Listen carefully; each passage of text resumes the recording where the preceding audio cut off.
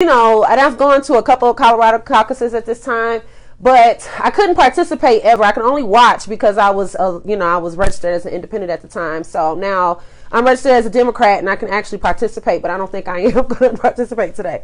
And it's just because I think it's so antiquated. Like, it is just so old. You know what I'm saying? Like, it's cool to go and hang out with your neighbors and all that other kind of stuff. You know what I'm saying? But, like, finding out who is viable and who everybody in the neighborhood actually likes, yeah, it is just an unnecessary argument, and it's just a bunch of rounds and stuff that I just kind of don't want to deal with on a Saturday. It's 68 degrees. We have been like under snow all winter, so I just really want to go live my life today and not caucus, and I feel really bad about it. But anyways, I hope that we abolish caucuses, y'all. I really hope that that's something that we undertake in this next election cycle, because we really need to get rid of caucuses. But anyways, let me talk a little bit about some of my feelings about what has transpired this week with everybody quitting. All of the Democratic people, the Democrats who are against Bernie, all hopped on the same ticket for Biden. And then Warren got her ass whooped and quit, which she needed to do, but still hasn't endorsed anyone, which is strange to me. And like, she hijacked most of Bernie's ideas. She wanted to do them differently, but fundamentally they had the same ideas. And she won't endorse him, which is strange to me. So I just want to talk a little bit about what has happened with that, because it's kind of making me crazy. And I'm like, okay, people are asking me so many questions. I just really want to just say it once and just get over with. Y'all, first of all, I don't understand how anybody is voting for Biden. I don't understand how anybody is voting for Biden. I want everybody to vote for who you feel like you need to vote for. That is a personal choice, and I don't have a problem with you making that personal choice. But I really want us to be very thoughtful about who gets our votes at the end of the day. I don't think we should just be giving it because of name recognition. And that's what has kind of happened, especially with the older generation quite a bit. But I want one person to tell me what they think his policies are. I want somebody on here to tell me what Biden's policies are. I don't care who you voted for. Tell me what his policies are, because I don't think I can tell you. And I've watched every single debate, usually more than once. You know what I'm saying? I usually watch it the first time, then go back and watch it again. I don't think I know what many of his policies are. So I don't know what people are actually voting for, number one. I know that I'm for cannabis, and I know that he is not. You know, I'm for cannabis, and so he is not for cannabis. That's the only thing I really know about him, though.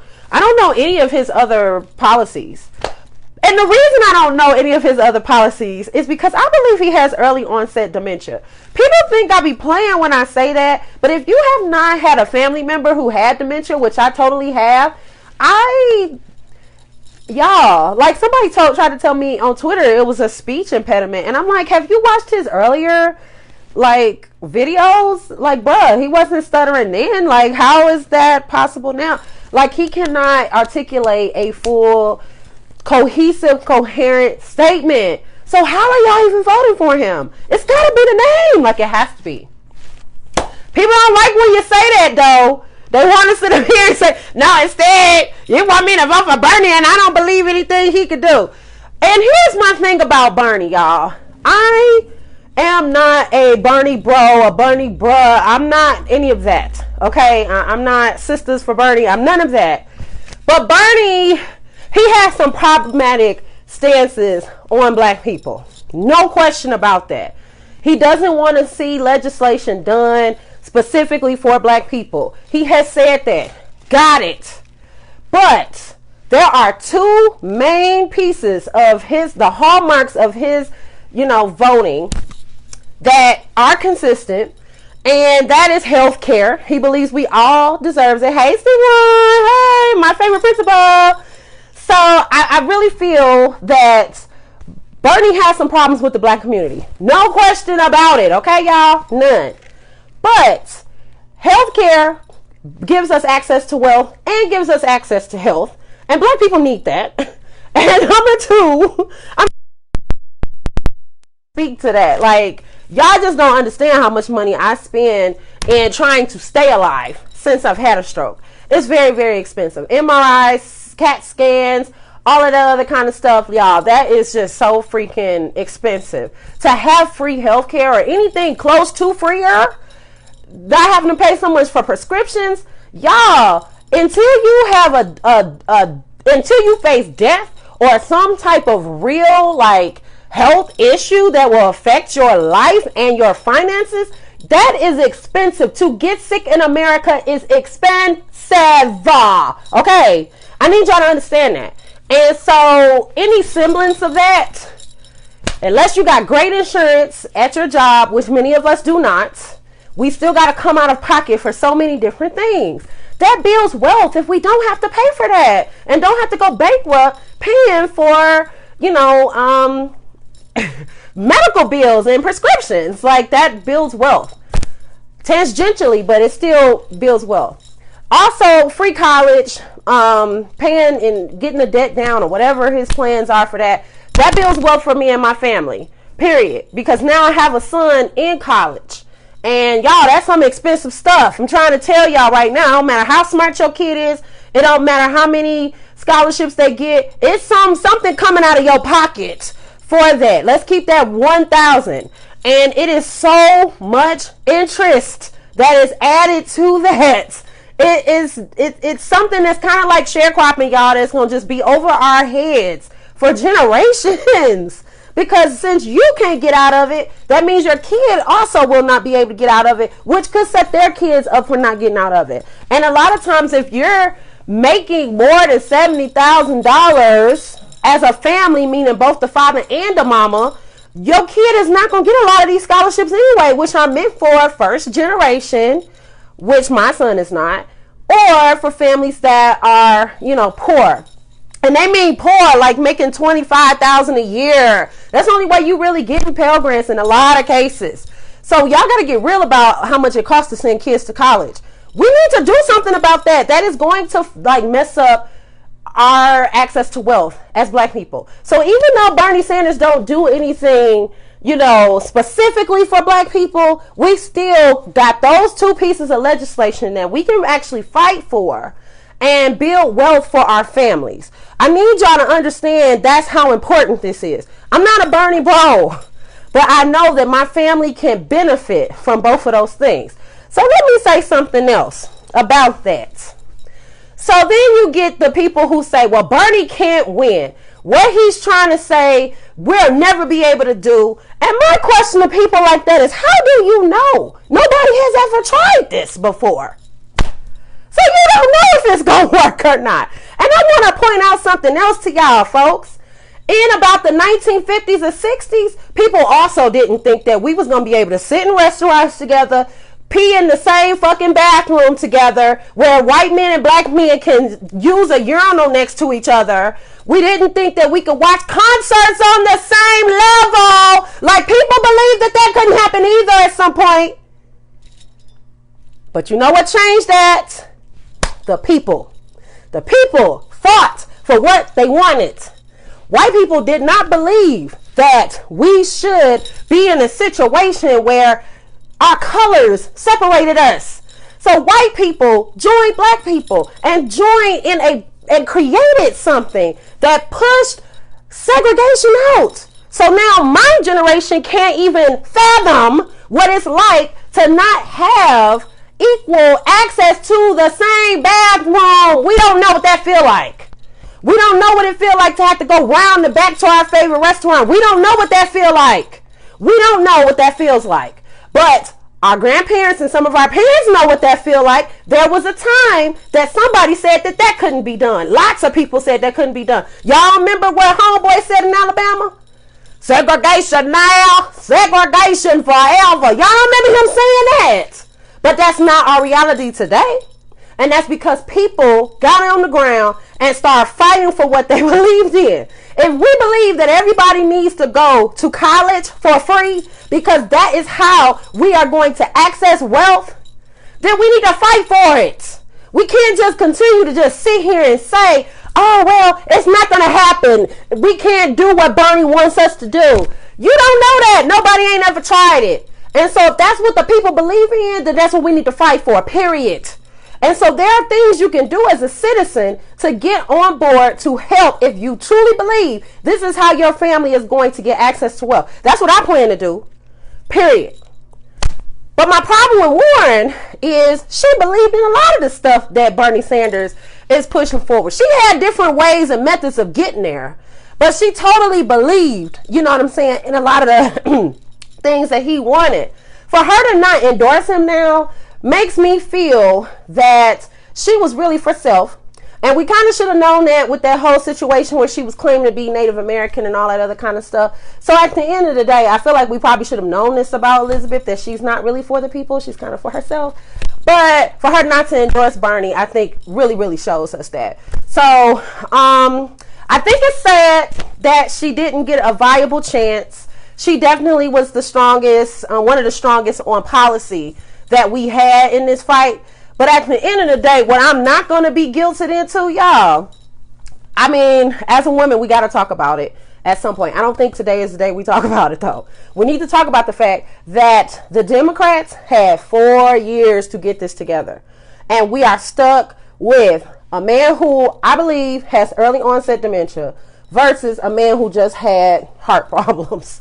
This is what we stuck with. So if this is what we stuck with, then we need to make sure that we as the people are fighting for what we need to fight for. Now, I'm a radical, and I believe that black people really should kind of come together and link arms and say, we're not voting for anybody if they don't have, you know, our better interests in mind, meaning legislation that turns back the clock on a lot of this bull. You know what I'm saying? Especially like the death penalty that just happened in Alabama. Like, they have a law on the books that if you were an accomplice to a murder, you can also get the death penalty, whether you pulled the trigger or not. Like, that is the most racist thing ever, and nobody is challenging this law. That's the kind of stuff that I feel like we need to be putting out there on people. You know, what's happening in Parchment Prison, like, that affects our people. And I feel like at the end of the day, we need to definitely, you know, withhold our votes to let people know that. But I know that's a little too radical, especially if people are just voting for Biden because he is Obama's homeboy. Like, at the end of the day, what y'all one person right now who votes or want to vote for Biden to tell me what his policies are? I have not met one person that I've argued with that can tell me what his policies are. Period. And I think that y'all can't tell me what his policies are because he cannot actually, like, he can't cohesively tell us and coherently tell us because he has dementia. Like, y'all just need to go ahead and just, like, accept this. And people will say, oh, yeah, well, any of them are better than Trump. Have you seen what Biden has said in the past and what he has pushed as legislation in the past?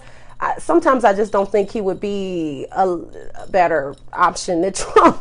He has a lot of the same archaic mindsets that Trump does personally. So that's not to say that I wouldn't possibly vote for him if he had a good VP. So I'm going to definitely keep that out there. But I'm seeing people talking discriminatory laws that only affect black people in real life. Marcus, come on. How are we not, like, really pushing? Like, how are we really not pushing against that type of racism? Like, we are not, and nobody's talking about this. Bernie's not talking about any of that really affects us. And he told us straight up, like, I don't believe in policies that's specific for black people. He said that. But can Keena get access to wealth if she doesn't have to pay her student loans anymore?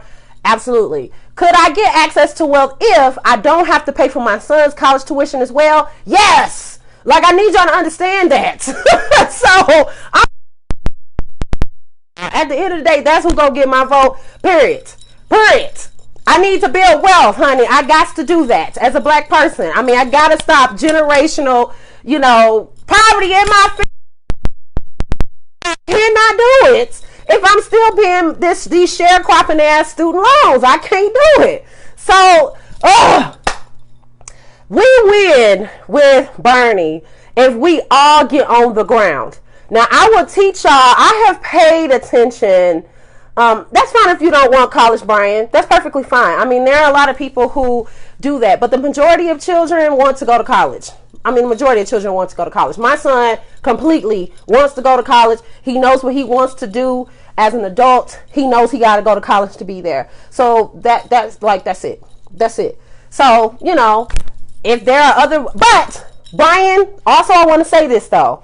I also think that Barney could actually acquiesce the black community by getting a Cory Booker on board, who was saying, hey, we need specific legislation for black businesses. We need specific things to build, you know, blacks up in the entrepreneur space. We need to talk about black wealth. Cory Booker talked all about that. So he could easily get a Cory Booker on his team to start building that kind of stuff out. Now, has he said that? He hasn't. He hasn't said that. And that's why I think black people should actually press him on it. Because if you're going to sit up here and try to play us and say, oh, well, the only reason why black people voting for Biden is because he Obama boy, I don't think that's a lie, but don't check us like that, because all of us ain't voting for him. We want to vote for your ass. But at the end of the day, what have you done for me lately? And he's done nothing. So at the end of the day, I feel like we could push on this a little bit more if we all just come together and start to decide. I'll make some phone calls.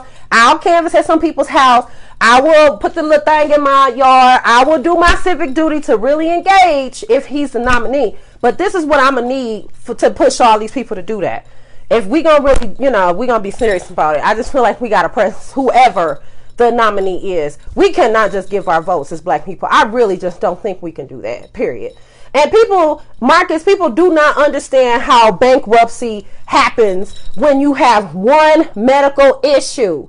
One medical issue. So I thought that was a disrespectful line by Bernie as well, but that still doesn't change any other disrespectful line that Biden has done. Biden has totally lied about being in the civil rights movement and has been caught lying over the years. In fact, his 1988 presidential election came down because they caught him lying and plagiarizing his speeches. Y'all, Biden's closet is dirty as fuck. Like, check history. People don't check history.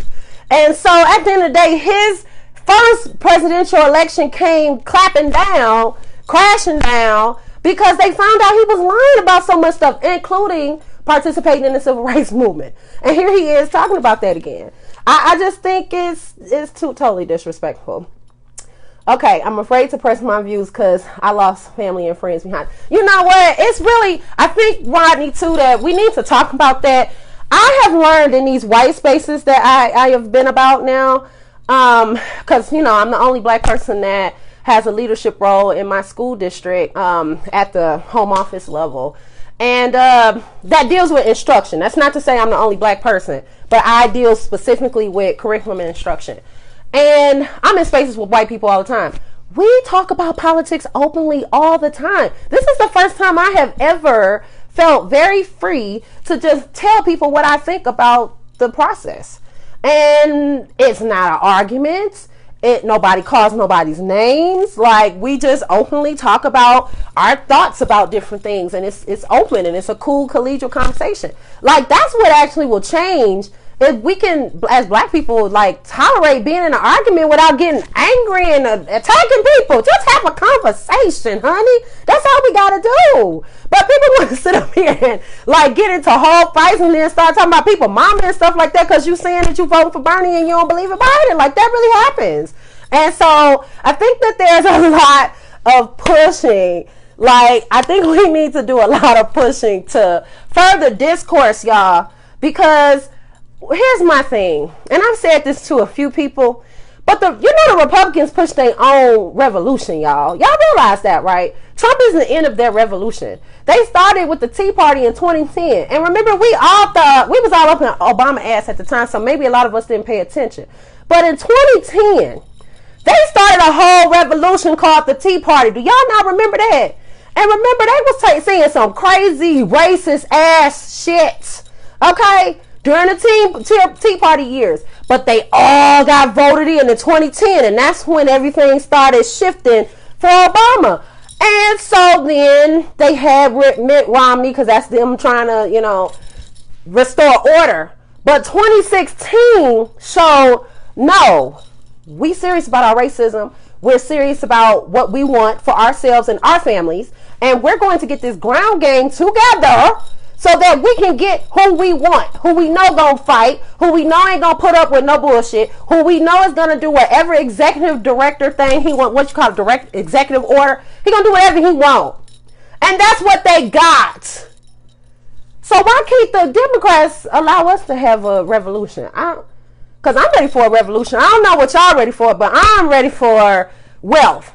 I've done very well in my life. I have pushed up. But baby, building wealth ain't no damn joke. It's not. It takes forever for you to get your credit together once it slides. It takes forever to pay off medical bills. Like if something major happens to you, it costs a lot if you don't have great insurance. You know, if you don't have life insurance, oh my gosh, like you cannot possibly not have life insurance. Like people are flat out not building wealth these days. So if we are not going to like fight for a revolution like the Republicans just did, I feel like we just kind of wasting time personally. And if we just vote for Biden just because he Obama friend, that makes me sad because this man has dementia. Like y'all cannot articulate for me what he is talking about. You don't know any of his policies. You just don't. I just don't think you do. And for people to say, well, Biden is the one that's going to win. You know what else is tripping me out too, Marcus? We done talked about this a few times. That when people sit up here, oh, Bernie too old. Biden is 1 year younger than Bernie. He is 1 year younger. Like, are we fighting about 1 year? Nigga, they in the same generation. Like, come on. It's just been a bunch of logical fallacies all over the place. And people just, like you saying, Marcus, want the status quo. That's it. People just want the status quo. And I'm just confused. People scared of a revolution. But I think that we have just totally forgot. Again, I'll say that in the 1960s, there were a whole lot of people who believed that our kids were not going to be able to go to college together. We're not going to go to restaurants together, to be able to go to the same bathroom together. That there were people who believed that that would never happen in this country. And it did. And it happened because of the people. And so if, as people, we need to rise up and learn how to participate. Tomorrow, now is going to have a general body meeting, and we're going to talk about the census, why it's important for everybody to get counted, because our communities lose a lot of money because we don't participate in the census, and we need to take care of that. We also need to understand that that is what's directly pushed to redistricting. So that's how they're going to draw the lines.